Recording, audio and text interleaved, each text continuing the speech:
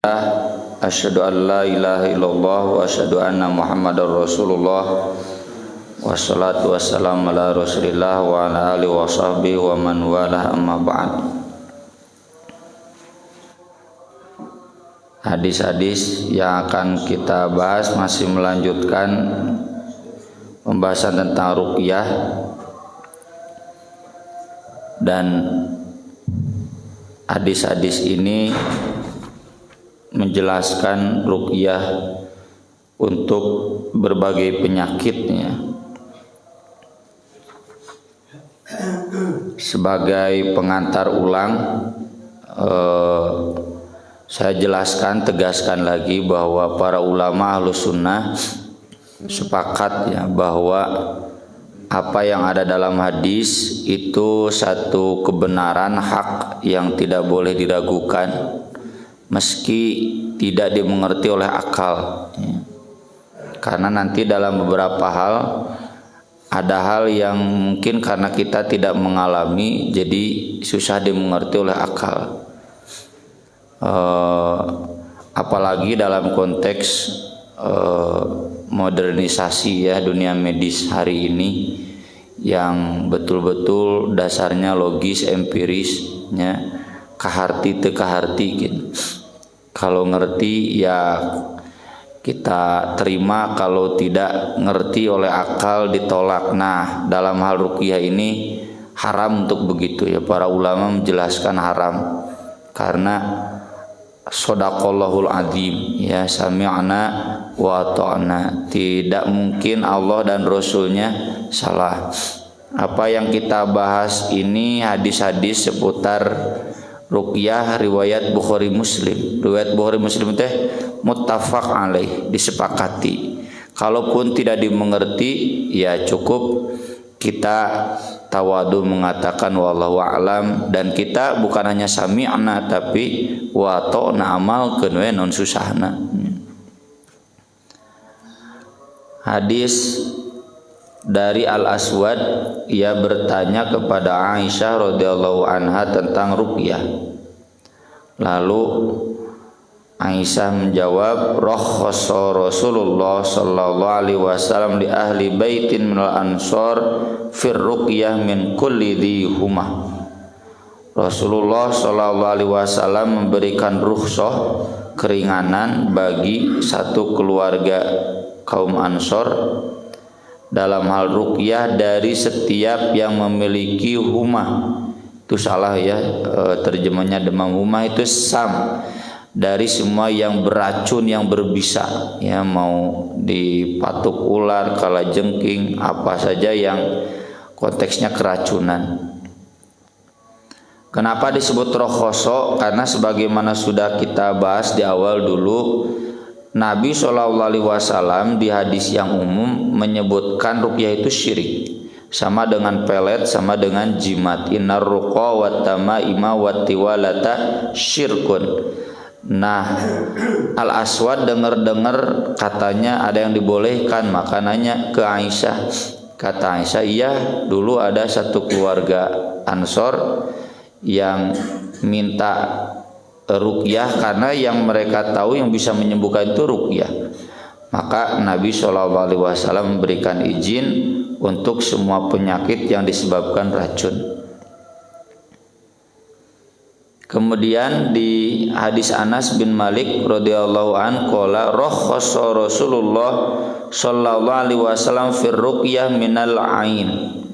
Nah, ini al-ain nanti ada pembahasan khusus di halaman berikutnya. Penyakit yang disebabkan oleh tatapan mata. Wal humah tadi akibat oleh racun. Wan namlah itu semua yang kecil, sirum ya, sirum itu semut ya, serangga yang menyebabkan penyakit kulit, non lainnya alergi gitu ya, semua hal yang semacam itu disebutkan dalam syarahnya. Jadi an-namlah teh yang tiba-tiba menyerang tubuh kulit ya, jadi gatal-gatal, jadi sakit ya, yang disebabkan binatang-binatang kecil. Para ulama menjelaskan bahwa yang disebutkan oleh Nabi di sini tentu tidak membatasi. Cuma ini kasuistik. Dulu ada yang sakit ini Nabi membolehkan, ada yang sakit ini Nabi membolehkan. Buktinya ini keterangan Aisyah dan Anas beda, ya. Aisyah menyebutkan yang beracun saja akibat racun, tapi kata Anas enggak, cenah dari ain dan yang gatal-gatal juga Nabi membolehkan. Imam An-Nawawi menyatakan seandainya ada pertanyaan lagi sangat mungkin Nabi membolehkan, ya. Jadi ini tidak membatasi, termasuk nanti ada yang anak cacingan kata Nabi ruqyah sama ibunya, ya. Jadi hadis ini tidak membatasi, justru memberikan informasi apapun penyakitnya silakan diruqyah, ya. Sok siapa yang sedang sakit nih di rumahnya gergarering ya ente usum gering anak-anak ruqyah. Sudah tercager-cager kan kemarin sudah dibahas, ya. Nabi saja yang terkena sihir butuh beberapa hari, ya, tidak langsung cereng. Jangankan ruqyah tuh obat ke dokter ya. Anak saya udah 3 bulan nya cager-cager, ya. Ada yang sampai 6 bulan, ya. Jadi kita jangan berharap ini Quran jadi jimatnya siga dukun, enggak boleh. Pokoknya ini bagian dari sunnah saja. Kemudian Jabir radhiyallahu an menjelaskan naha Rasulullah sallallahu alaihi wasallam anir ruqa. Rasulullah sallallahu alaihi wasallam melarang ruqyah. Ruqyah yang dilarang sebagaimana sudah disinggung sebelumnya, ruqyah yang syirik, yang menyebutkan lafad-lafad bukan memperlindungan kepada Allah, ya. Campe-campe harupat gera gede gera lumpat harupat teh naon Pak, ya. Bisi teh harupat teh naon, aya si jalak harupat, ya. Itu kan bukan memperlindungan kepada Allah, nyari jangupahan mah, nya tidak niat ruqyah, tidak apa-apa meski sebaiknya tidak, ya. Jadi Rasulullah melarang ruqyah yang syirik. Faja'alu Amr bin Hazm, lalu datang keluarga Amr bin Hazm. Amr bin Hazm ini yang pernah dapat surat dari Rasulullah Shallallahu Alaihi Wasallam, isinya tentang hukum diat dan kata Rasul jangan menyentuh mushaf kecuali yang suci, ya. Dulu pernah dibahas. Ini Amr bin Hazm ila Rasulillah sallallahu alaihi wasallam, kepada Rasulullah sallallahu alaihi wasallam, faqalu, mereka bertanya, ya Rasulullah, innahu kanat indana ruqyah narqi biha minal aqrab.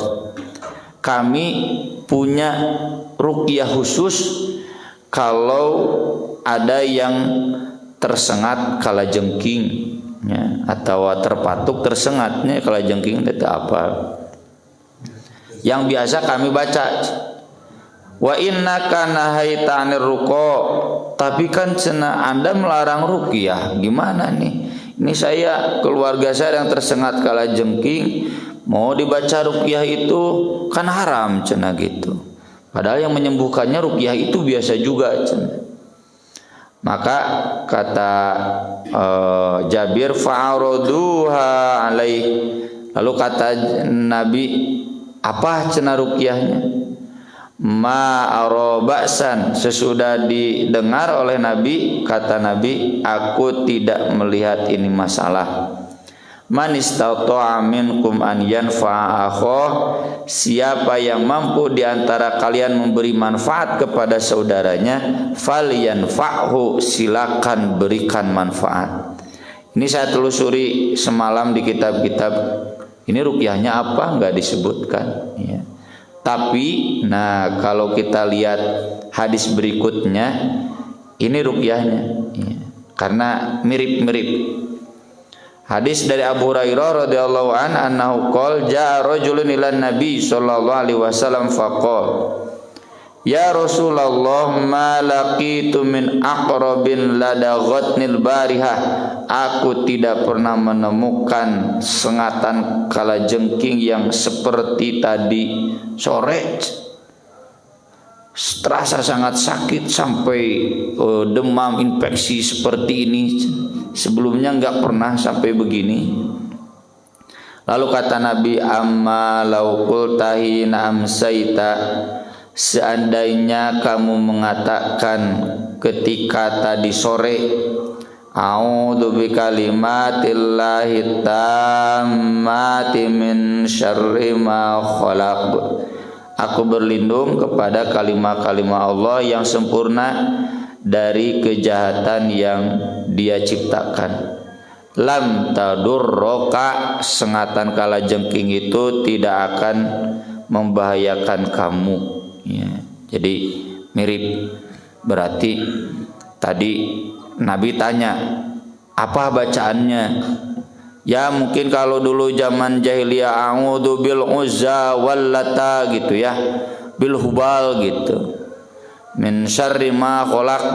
Nah, oleh Amr bin Hazm kemudian diganti bacaannya jadi a'udzu bikalimatillahi tammati min syarri ma khalaq. Jadi itu diantara bacaan ruqyah bagi orang yang tersengat hewan-hewan berbahaya. Dan ini kata Nabi sebaiknya dibaca rutin tiap sore. Nanti dalam riwayat lain dibaca rutin juga tiap pagi. Nah, ini mengajarkan berarti bahwa doa pagi dan petang, zikir pagi dan petang itu bagian dari ruqyah buat keselamatan kita. Banyak ya, dan saya lupa lagi di sini udah dibahas belum. Pokoknya meminang lah ngebahasnya. Di antaranya disatukan dengan bismillahnya. Bismillahilladzi la yadurru ma'asmi syai'un fil ardi wala fis sama wa huwas samiul alim. Santri di At-Taubah pasti ararapal. Karena tiap beres salat maghrib sebelum belajar wiridlah ararapal najan teu dibararaca karena tiap hari didengarkan ya. Sok kayak bapak kayaknya Bandungan yan Bandungan pun teu apal. Jadi anak-anak hafal wirid-wirid sore, wirid-wirid pagi. Nah, itu diantara ikhtiar agar tidak berbahaya. Berbahaya itu maknanya bukan berarti tidak terluka, tapi tidak kemudian menimbulkan efek samping yang parah. Terluka mah tuh Nabi juga terluka ya. Dalam perang Uhud pun Nabi terluka. Nabi pernah jatuh sampai sholatnya duduk ya, jatuh dari kendaraan sholatnya duduk. Lalu kata Nabi, kalian duduk ya. Meski nanti di masa akhir ketika Nabi menjelang wafat mengimami sambil duduk, Nabi tidak menyuruh duduk. Itu kan ada nanti di bab sholat berjamaah fikihnya, kalau imam duduk bapak-bapak boleh duduk ya, boleh juga tidak begitu. Jadi kalau ada imam duduk teh berkah, nggak bisa dari yuk. Kalaupun tidak berdiri nggak apa-apa gitu. Itu kan Nabi jatuh, masa Nabi lupa zikir? Kan kata para sahabat, kata Aisyah, kana yadhkurullah ala kulli ahyani. Nabi itu berzikir setiap saat, setiap waktu. Masa Nabi mengajarkan wirid sore, wirid petang, lalu Nabi lupa? Kan udah terbiasa ya. Lalu Nabi tidak baca itu kaburo maktan. Nabi kan mustahil memiliki akhlak buruk seperti itu. Tapi meskipun wirid sore wirid petang aya we cilaka mah, cuma maksud dalam tadurroka itu tidak sampai parah, tidak kemudian menimbulkan efek samping yang parah. Banyak kan orang yang gara-gara kecelakaan kecil tapi kemudian efek sampingnya parah. Nah, itu diantara hikmah ya atau fadilah kita membaca wirid petang, wirid sore dan pagi. Dan saya pribadi merasakannya. Pan aya kadang beres asar, beres maghrib, beres isya atau sebelum tidur kan wirid sore itu. Atau pagi-pagi, nyamun pagi-pagi di desok kaburu ku Mang Enang ieu masang meja. jadi karurusuh gitu. Atau kalau sore misalkannya sibuk lupa. Nah, kalau ada sesuatu yang terjadi dengan saya, sok ingat, aduh poho tadi tiba bacaan gitu. Tapi ya kita kemudian baca pagi harinya. Itu diantara ikhtiar kita untuk memperlindungkan diri kepada Allah. Sekali deh kan aiku akal mah teu kahartinya naon kaitanna ieu babacaan ieu jeung racun kalajengking. Cenah racun kalajengking mah kuduna di orai gitunya, kuduna disuntik cenah. Inilah ya bagaimana konsekuensi kita untuk mengikuti ajaran Quran dan Sunnah. Dek make vaksin, make serum silakan, tapi sunnahnya juga jangan dihilangkan. Dan sangat mungkin banyak terjadi ya orang-orang yang sakit diobatan teu cager, di ruqyah bisa cagernya, itu banyak terjadi. Kemudian yang berikutnya ini tentang ain. Ibnu Abbas radhiyallahu anhu menjelaskan dari Nabi sallallahu alaihi wasallam, al-ainu haqqun. Bahaya serangan mata itu hak. Ari hak teh penegasan ini betul-betul ada. Jangan kita meragukan apalagi membatilkannya. Walau kana syai'un sabaqal qadara sabaqathul ain. Seandainya ada sesuatu yang bisa mendahului takdir, maka itu adalah dari ain. Wa idzastughsiltum faghsilu, dan jika kalian diminta untuk mandi, mandilah. Maksud seandainya ada dua, kata Ibnu Hajar, ailauma mustahil. Lau itu kan mustahil, jadi tidak mungkin. Cuma seandainya ada yang mungkin mengubah takdir, itu ain. Artinya selain ain gak mungkin. Sihir, dukunnya, santet gak mungkin mengubah takdir. Makanya di ayat sihir, walaisa biudarrihim syai'an illa biiznillah. Gak mungkin sihir memberikan bahaya kecuali izin Allah. Jadi Allah menakdirkan bahwa sihir itu kena. Kalau Allah tidak menakdirkan sihir itu kena, tidak akan kena ya. Jadi bukan peletnya yang bisa menarik dia ya, jadi salingkuh, tapi kersaning Allah pelet itu kemudian mujarab. Sama ain juga. Ain bukan berarti mendahului takdir, mengubah takdir. Nah ini makna yang kedua. Kata Imam An-Nawawi, seandainya itu terjadi, tentunya bukan berarti karena ainnya, tapi karena takdir Allahnya. Takdir itu kan sesuatu yang valid, ya, nggak ada yang bisa mengubahnya kecuali Allah. Ya. Lalu apa kaitan dengan ustughsiltum? Saya sudah tulis ya dulu, atau masih ada di website atau by institute ya, bahaya ain nyata judulnya, ketika ain nyake keluar. Ain itu sesuatu yang diakibatkan kekuatan mata, dan kita hari ini tidak terlalu aneh ya, karena ternyata ain itu ain namanya dikenalnya hipnosis. Istilah di orang terkenalnya hipnotis, pada hipnotisme terapisnya ya, orangnya kalau prosesnya itu hipnosis. Banyak korban orang kehilangan harta gara-gara hipnotis ya. Banyak orang yang bisa terpengaruh berbuat jelek gara-gara hipnotis. Naon baheula aya nya acarana dina Antep nya, tukang sulap saha ya. Itu kan mampu, atau saya si uya kuya mampu. Jadi ada orang-orang yang mempunyai kekuatan mata ya. Nah kalau mata itu digunakan ya dalam kejahatan, nah itu yang dimaksud al-ainu haqqun. Ini kasusnya terjadi antara Suhail bin Hanif dengan Amr bin Khorijah dalam satu perjalanan safar menuju Makkah. Ketika istirahat siang, mereka berdua kemudian tuh cenah ada danau, kita mandi yuk, mandi. Nah, ketika Suhail membuka bajunya saja putih terlihat. Lalu Amr bin Khorijah kemudian mengatakan, aduh cenah baru saya lihat nih lelaki seputih ini, ya. Kan hesenya yang lalakin bodas marari dengan rata-rata kapanasan wae.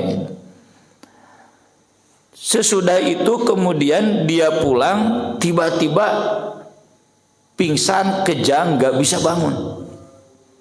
Lalu kemudian dilaporkan ke Nabi, cenah ada apa dengan Suhail bin Hanif? Lalu kata Nabi, siapa orang terakhir yang bersama dia sebelum kejadian ini? Tuh cenah Amr bin Khorijah. Panggil. Kamu ngapa-ngapain? Enggak, cenah saya cuma melihat Suhail lalu kagum. Kata Nabi, nah itu berarti mata kamu tuh yang membahayakan. Lau barokta alaiha, kenapa kamu tidak mendoakan keberkahan untuk dia? Itu jadi dalil ya, kalau kita kagum kepada seseorang atau muji unggul ya, apalagi dengan tatapan mata, karena mata ini punya kekuatan yang Amr bin Khorijah sendiri tidak nyadar bahwa matanya bisa begitu ya. Nya merodina teori kekuatan tenaga dalamnya, tenaga dasar mendina bela diri Cina mah itu kan ada, cuma bisa dikeluarkan, ada yang tidak mengeluarkannya dan bisa keluar tiba-tiba.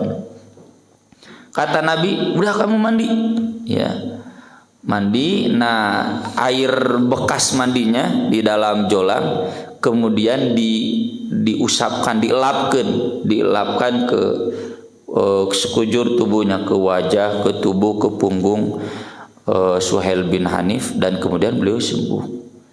Jadi ini hadis sekali lagi ya, tadi kan saya kasih pengantar teka harti ku bapak-bapak umat ya, jangan bilang sami'na wa asoina Yahudi, sami'na wa ata'na. Kalau seandainya ada yang terjadi begitu, ya sudah, kita minta orang yang itunya, yang menimpakan ainnya itu untuk mandi, nanti air bekas mandinya dilapkeun. Amalkeun we Pak teu kaharti oge. Dan meragukan ini, keraguan atas hadis ini bukan hari ini saja. Di zaman Imam An-Nawawi yang wafat tahun 1200 sudah terjadi, makanya beliau nulis. Di zaman Imam Ibnu Hajar yang wafat tahun 1300 Masehi sudah ada yang menyaksikan, karena ilmu kedokteran kan sudah mulai berkembang di zaman itu.